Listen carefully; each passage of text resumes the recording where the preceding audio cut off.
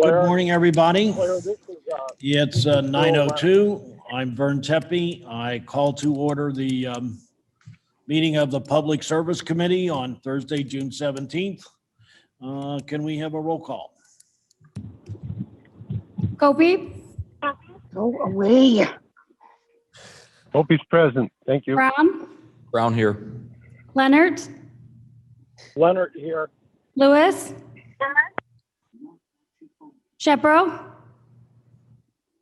Sturgis, Burgess here. Oh, there we go.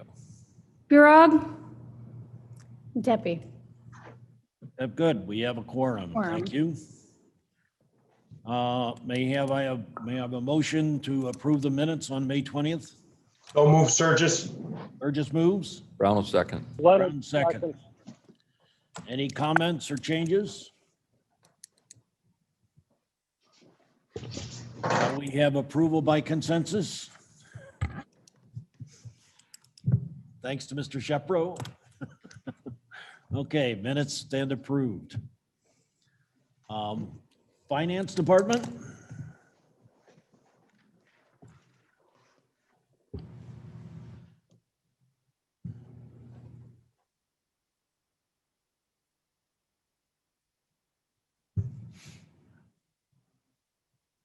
Okay, reports are on file. Our Treasurer's Department? Good morning. You have the report on file, but I have three quick ads for you.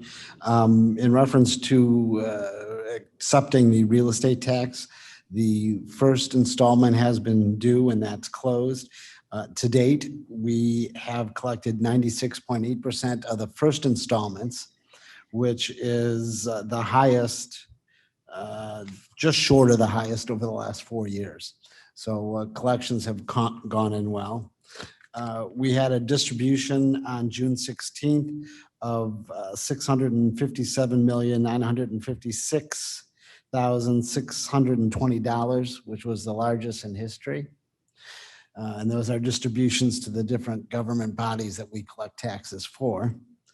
And then lastly, last week, Gary had noticed that we were receiving or getting calls to the office about envelopes that had been returned to taxpayers and to some banks that had been using or addressed here at the county government center. Gary did a little investigation and found that there was a temporary mail service person servicing our route. And because this address did not have its own slot in the mail sorting, when he or she came across one of our envelopes, they just got put into a return to sender box. We are accepting payments for all those that did go back to our taxpayers without penalty.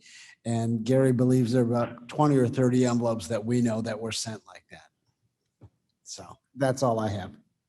All right. Thank you. Any questions? I think I slipped over the recorder's office. Anybody online? Okay. Assessments. Good morning, Mark. Good morning, everyone. My report is on page 27 of your packet. There are some updates, as there usually are this year, when we're moving faster than the Open Meetings Act allows us to display. So let me update the chart on page 27 of your packet.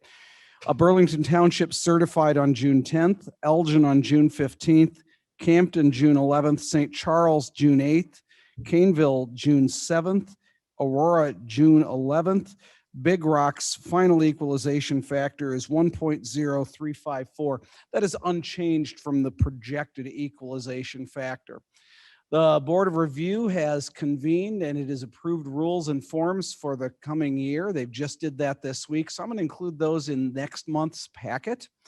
And they'll also be available at KaneCountyAssessments.org within a few weeks when we start publishing those. I would expect to start publishing our first townships by the end of this month.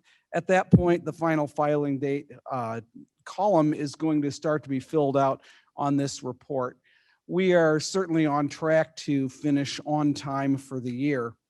You turn to the next page, you can see the monthly production report on page 28, yes. And then because I know the county board has been very interested to access to offices, to make sure everyone knows we are fully open to the public. Having said that, there are still very few people who are coming in. We're seeing a very limited amount of traffic. But I wanted to find out, does that mean these people aren't being helped, or does that mean these people are getting help in a different way? And so take a look at the charts on page 29. The top chart is telephone inquiries over the past 10 years. And you can see that we've more than doubled our telephone inquiries during that time, or almost doubled, I guess the exact number be. It looks like a 97% increase. That's the period from January to May. So that just shows the relevant portion of the year that we're in. And then if you look on page 29, you can see how our online property lookups have also gone up, in this case, 878% since that. And if you note that number on the vertical axis, those are thousands. So that means we had about 1.9 million property lookups so far this year.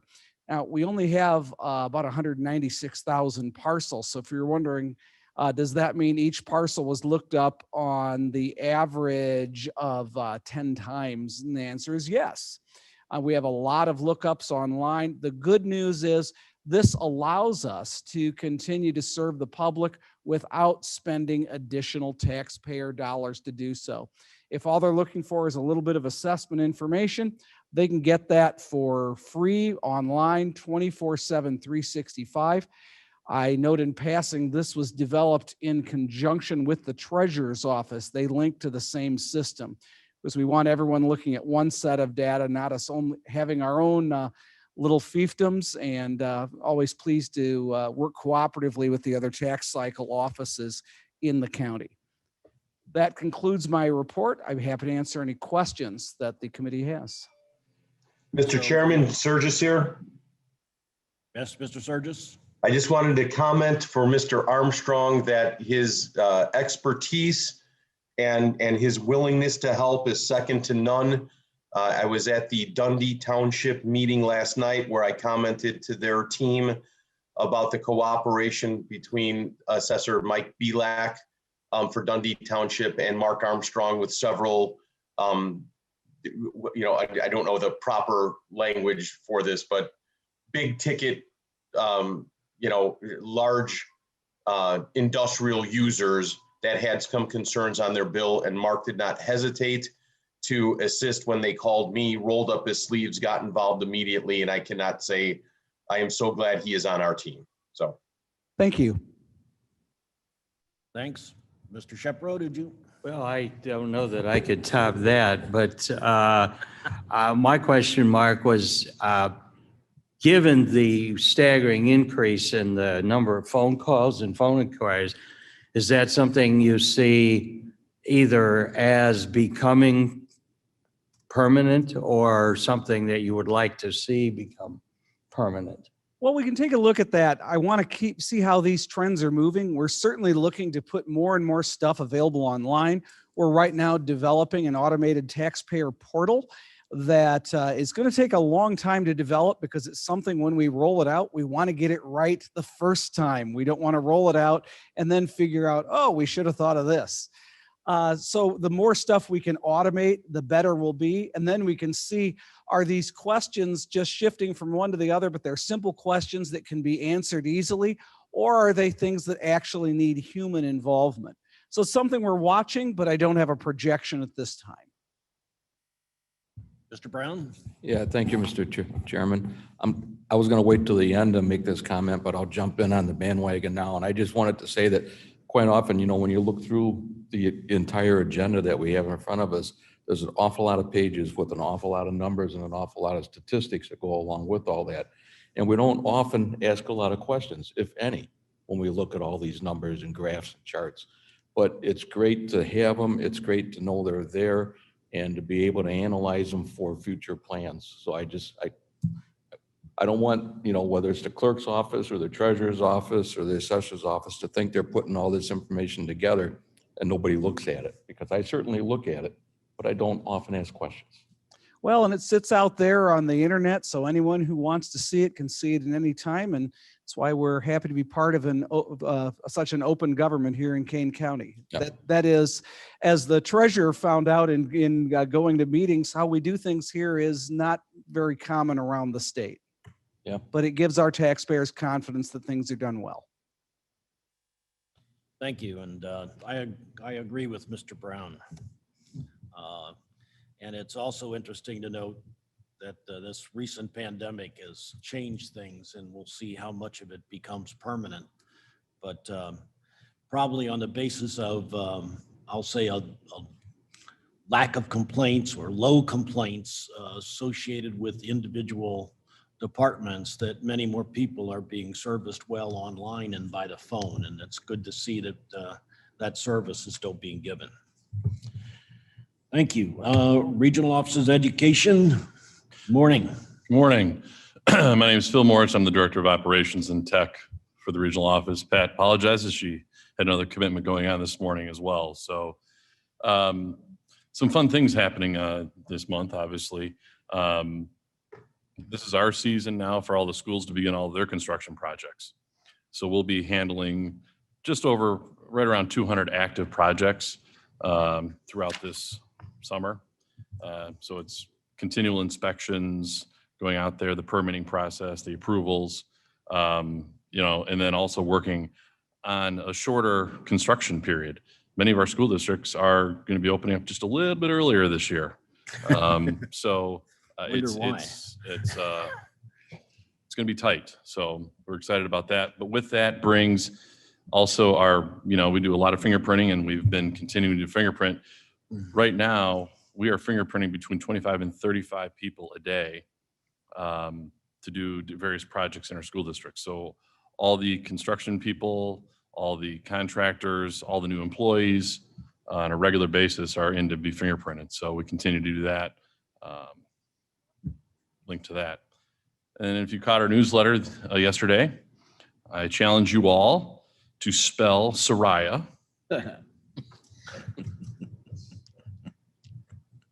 That was the word that our student from Larson Middle School, Tejas, was actually approached with spelling, and that's the final one that knocked him out. But Soraya, and it's actually spelled Serava.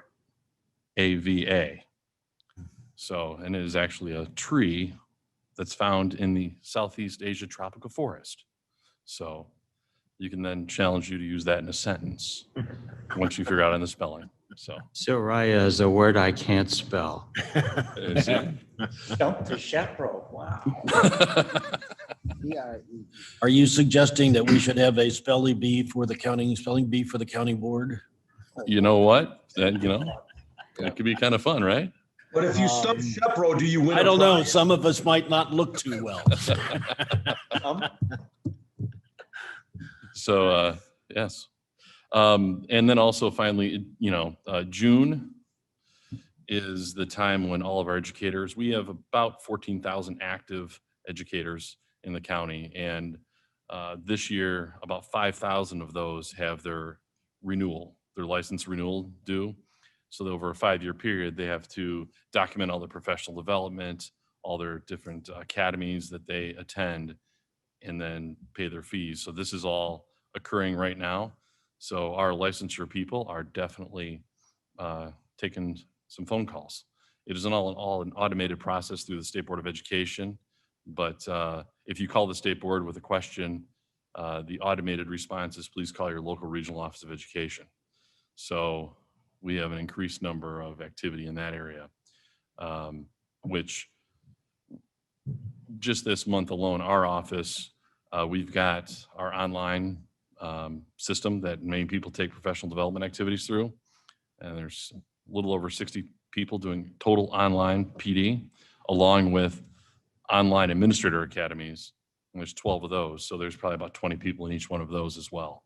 So it's been a very busy, I think this week, Katie said she has 7 academies this week alone.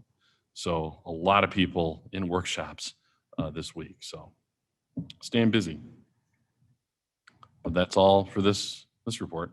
That's good. Recertification. Could I ask a question? How many people do you have in your office? Total, I think we're right around 25. Okay, thank you. Okay, any other questions? Let's move on to the county clerk. Good morning, Brian. Good morning. No longer being on the county board, I'm all for the spelling bee. Could be a great fundraiser for charity. And thankfully, 30 years ago, when I was at the county spelling bee, the words weren't that hard. So, got some good news. Sounds like that's the theme this morning. If you look at the financials, we are ahead of last year at this point. I know last year, this is where things started to go down, but we'd had a good beginning of 2020, and in terms of 2021, we're really moving forward. We're ahead of last year in some categories like marriage licenses and some of the other vital categories. Pleased to announce we received a check for just under 165,000 from the State Board of Elections for a grant. We've continued to be more aggressive in our grant research and trying to bring in money. This is a voter registration grant that traditionally we've applied for and received every year, but we're finding more things to put in for the grant. And so it's more than it was last year. And usually we were getting around 100 or 110,000 a year, and we're at 164 this year. So like the health department, we do a resolution that's an umbrella authorization where we're applying for a series of grants each year, and we don't always know what that amount's going to be. So this year it was higher. We'll continue to ask for more and hopefully get more each year. We also received a partial reimbursement for our election judges for another 22,000. So those are things we get each year. So those don't really shift the numbers. They're, whether we get a few dollars more here or there, the reason our numbers are up 100,000 over last year is the increased activity. Any questions on the financials? Any questions? Okay. Our office is partnering with the health department in terms of getting, we have 2 vote-mobiles, and right now it's not election season, so they're sitting waiting for that. And Clerk Cunningham talked to the health department about using the vote-mobiles to go out in the community as mobile vaccine great idea. trucks. So they're working on some of those locations and those dates, and Jack's really proud to work with them and do anything we can to help. So if anyone has any ideas, we're all ears. That's a great idea. Have you done any scheduling with them yet? Or they were talking about doing one this weekend, and they've got to put like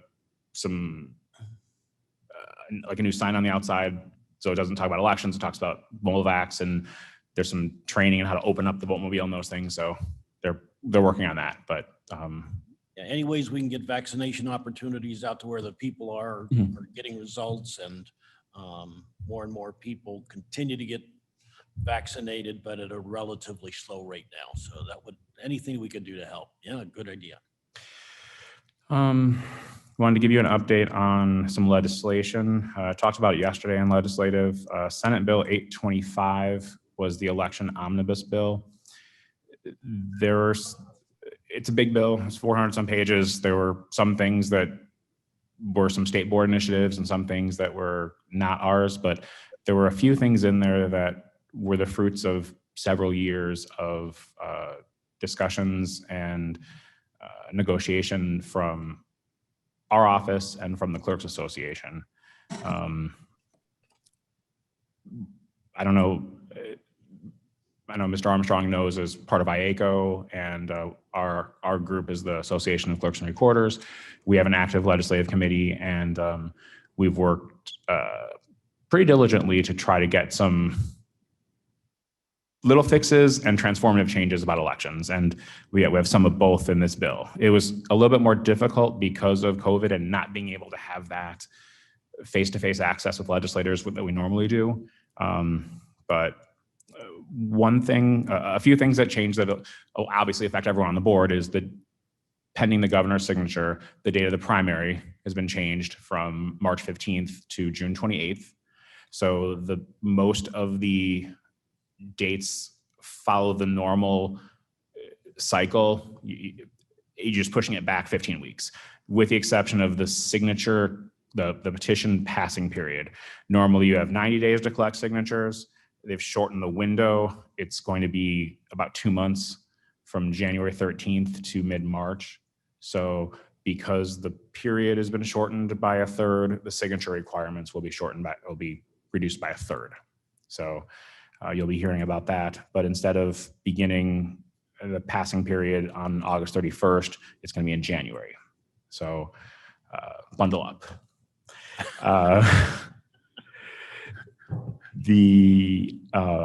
Another thing that will affect the county is that, as in November of 2020, the general election date in November of 2022 will be a state holiday. I would not make an assumption, but I presume the courts will, because it'll be a state holiday, will make that a holiday as well here. For the clerk's office, it's helpful because then we know schools are closed, and those have more availability as polling places. Availability, yes. And more access to the students as student judges, which we didn't have. We had the access in 2020, but we didn't have the kids in school to be able to talk to them. So now hopefully they'll be in school full time, and we'll have access to encourage more of them, since they'll be off, to come and work on election day, and teachers as well. The problem with, again, the lack of consistency for the primary, this year it's June, so the schools won't be open, but we're anticipating that this is a one-time change and the primary is going to go back to March. So the next time around, even if the general election is a holiday, the primary day isn't. In the consolidated election, it's not. So you don't want to be moving polling places from election to election. Well, we can use a school this day, but not this day. So we were hoping for a bit more consistency from the General Assembly, but they had a lot on their plate. There was a bill that passed that would allow districts to have an e-learning day on days where they use as polling places. So that may be something that we work on in the future to have that consistency. A couple things that we've been actively working on for some years that came to fruition in this bill, the permanent vote by mail list. So, as you know, when current law says if I want to vote by mail, I make my application and it applies for one election. So if I want to vote by mail in the primary, I apply in the primary. If I want to vote by mail in the general, I have to apply again. You had a large influx of people voting by mail, whether it was COVID or for whatever reason, in November. And then obviously a smaller amount in this year's elections, in the April election. And there were people that thought, well, I was going to get one in the mail because I got one before. Well, I mean, we made clear that's not how it works, but the law didn't allow that. If the governor signs this bill, registered voters will have the opportunity to apply to request a vote by mail ballot in subsequent elections and apply for it once. This is not mailing ballots unsolicited to people who do not request them. Only registered voters have the opportunity to apply for a vote by mail ballot. Only registered voters can receive a ballot. Only registered voters who make that application can receive the ballots. People that move, people that are deceased, come through our system and they no longer are registered to vote. So we had seen some issues in the last election, and Mr. Sturgis has raised it before, about third parties mailing applications to people. The law allows that, but only registered voters can get a ballot. So I want to be very clear. Ballots aren't being mailed unsolicited. Only registered voters can get the ballots. But this will allow seniors, people with disabilities, and people that just prefer to have the ability to vote from the comfort of their home to be able to do so. Hopefully, Just question, Okay, go ahead, Mr. Surges. so with that statement, I believe that my confusion in the past has been, are they allowed to mail an official ballot to them? Or are they just allowed to say, this is what the ballot looks like? You know, be aware that you should be getting the official one in the mail. Because in my conversations with Jack, I mean, it becomes unsurmountable to ascertain who actually sent it, or is it an actual official one? And that's where some of the confusion lies. the only person that can send an official ballot is the election authority, is in this county, the clerk. Okay. So when we say it's okay that other people are sending, what are they sending? Something that just looks Applications. like it, or? No, they're sending applications. They're not sending ballots. Got it. Okay, perfect. Sorry, I missed that part. Thank you. Okay. And there's no reason why they can't do that. In the past, candidates have, when the candidate walks and knocks on doors and is canvassing and says, you know, gives the spiel and says, would you like to apply for a vote by mail ballot? It's allowed, whether it's a candidate, whether it's an organization, whatever it is. We had pushed for legislation that would have required that if a third party does it, they must put on the return envelope that it comes to the election authority. So, because what you don't want is, there are a lot of things you don't want, but that's the goal. But we can control what we can control, but rest assured, the only person that makes ballots is the clerk. No one else is making ballots. And if anyone tried to make a ballot, it's not on the right paper. It's not, I mean, it's not the barcode. No one else is making ballots. And permit me to add my comments, and I have in the past. I've personally gone over, I've seen all the equipment and seen the process that they go through, and I will rank Kane County's ability to handle mail-in ballots up there with any county in the country. That's how I feel about it. Okay. Thank you. Another issue that we've been working on that we got into this bill, currently in consolidated election, I'm finished up the consolidated election talk. As we saw in April, we had about 11% turnout in Kane County. If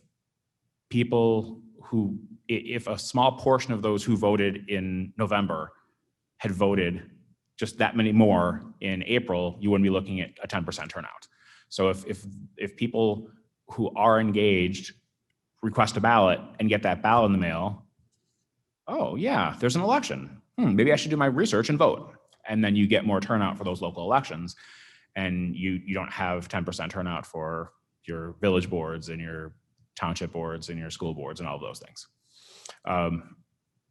So another thing that we had saw a change in legislation regarding consolidated elections, we had a situation in Aurora 4 years ago where you only had, the current law says that if more than 4 candidates file, then you have a consolidated primary election, usually in February.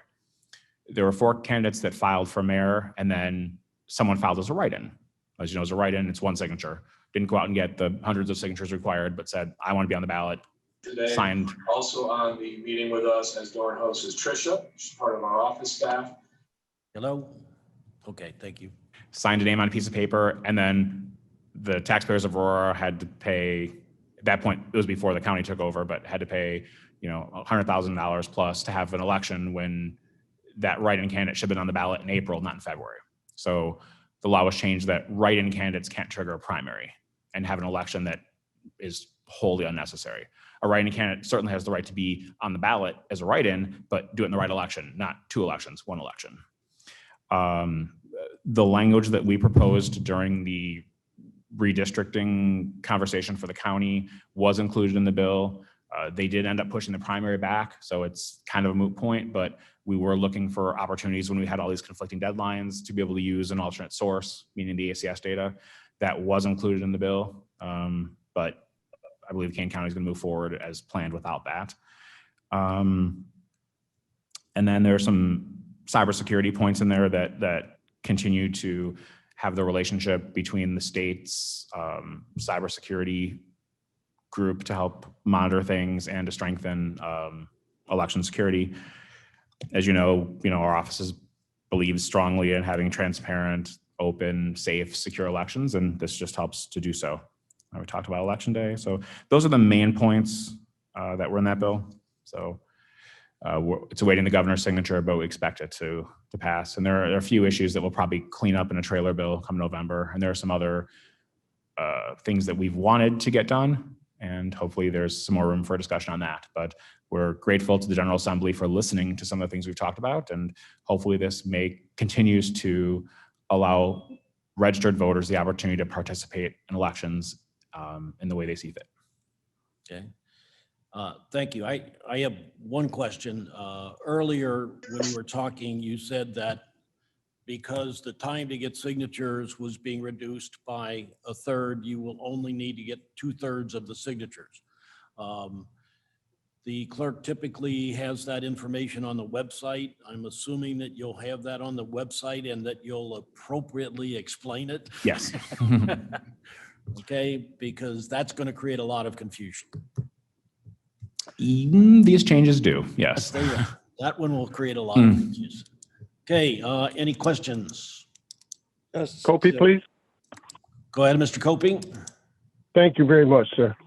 The question I have for the clerk is, when a mail-in voter, when a voter requests mail-in ballot, how do you determine whether that voter is the voter or not?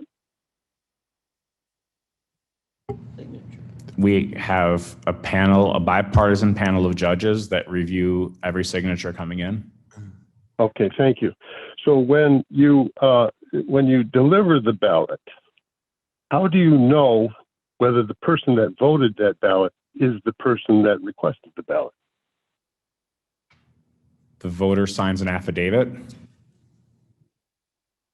subject to all the legal penalties that go with that. Is there any vetting process that is implemented at the clerk's end when the ballot is received? What do you mean by vetting process? They're reviewed by those judges. So they are reviewed by judges? Yes. Okay. So all the mail-in ballots that were received were reviewed by judges and initialed? Correct. On the last two elections. Is that correct? I'm sorry, I missed the end. In the last two elections, all those ballots that were received were vetted by judges and initialed by judges. Is that correct? They were reviewed by a panel of judges, correct. And were they initialed by election judges, bipartisan judges? I'm not sure. Is that? Were they initialed by the judges? It's a simple. I think he's thinking of the old punch card Yeah, that had a spot at the top too. It's not the same ballot. Oh, so the ballot is not vetted by a judge and the signature The ballot is is vetted. The ballot is reviewed by a panel of judges. Okay. Mr. Copey, you brought up similar questions last month, and it was suggested that you go to the clerk's office and go through the process and have it explained to you. Have you done that? I've not done that yet. I've been seeking other information from different sources. And then the other question I have is, with the new voting system that you are anticipating, where they perpetually, what's the term for that? Receive the ballot in the mail. What's the term for that? I'm having a brain fart here. Nothing's really changing. It just the voters would have the opportunity to apply on to the new receive bill. ballots On the new bill, what is it called? Are you talking about applying for ballots for more than one election? Yes, what's that term? Excuse me, permanent Come vote by on, mail? somebody please help me. The permanent vote by mail list? Permanent vote by mail list, yes, okay. So when that person requests a permanent vote by mail, he goes through the same process that we're already implementing. Is that correct? Yes. Okay, and then when that person votes, it's determined at the other end by this panel of judges that person is the actual person that requested the ballot. So we understand that. In the event that somebody moves and that ballot is delivered to that address, how do you determine whether that is the person that voted or not?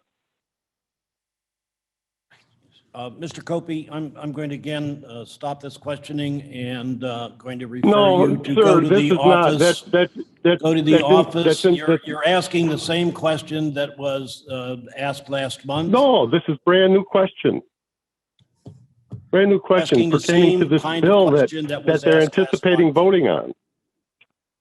I represent 30,000 people, and I reserve the right to ask these questions, and especially when it's pertaining to an election.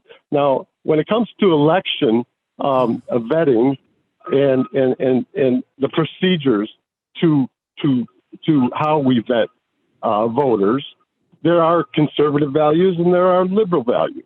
I represent a conservative faction of the party, for one, and two, I believe that the predominant voter in my district is conservative, and they want simplified and legitimate voter vetting, and that's the question. That is the question, and if we're going to simply